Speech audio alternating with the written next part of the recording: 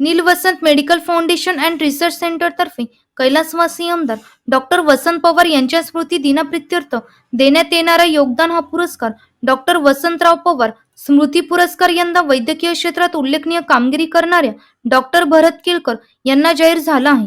Doctor भरत केळकर यांच्या नावाची अधिकृत घोषणा पुरस्कार निवड समितीच्या अध्यक्ष निलिमा पवार यांनी पत्रकार परिषदेत केली। 7 ऑक्टोबरला डॉक्टर वसंतराव पवार यांच्या स्मरणार्थ आपण दरवर्षी योगदान हा कार्यक्रम घेत असतो।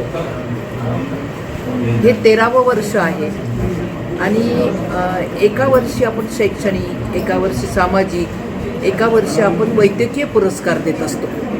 आणि हा पुरस्कार ज्यांना पुरस्कार मिळालेला नाही आणि ज्यांनी वेगवेगळ्या क्षेत्रामध्ये समाजामध्ये उल्लेखनीय असं काम केलेलं आहे की ज्याचा आदर्श समाजातील तरुण तरुणी घेतील असं आपण हे शोधून काढत असतो।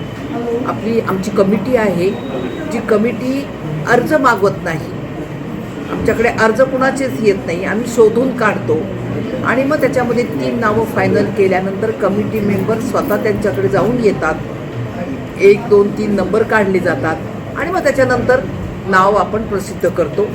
तर मला ह्यावेळेस अभिमान वाटतोय की आपण मागे डॉक्टर गोगटेंना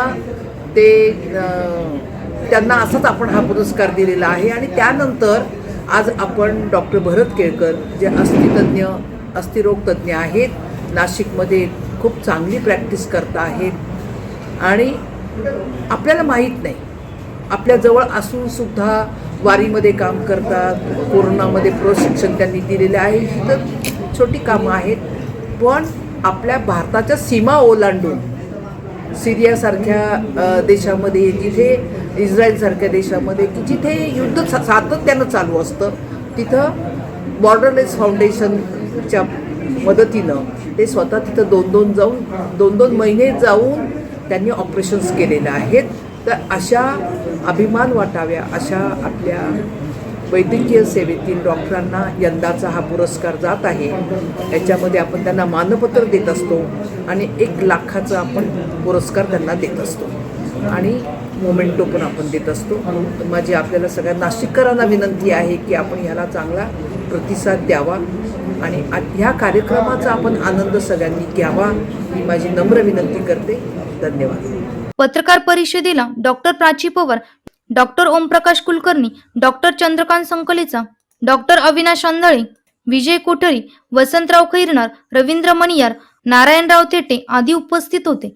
एनसीएन न्यूज साठी प्रतिनिधी रोहन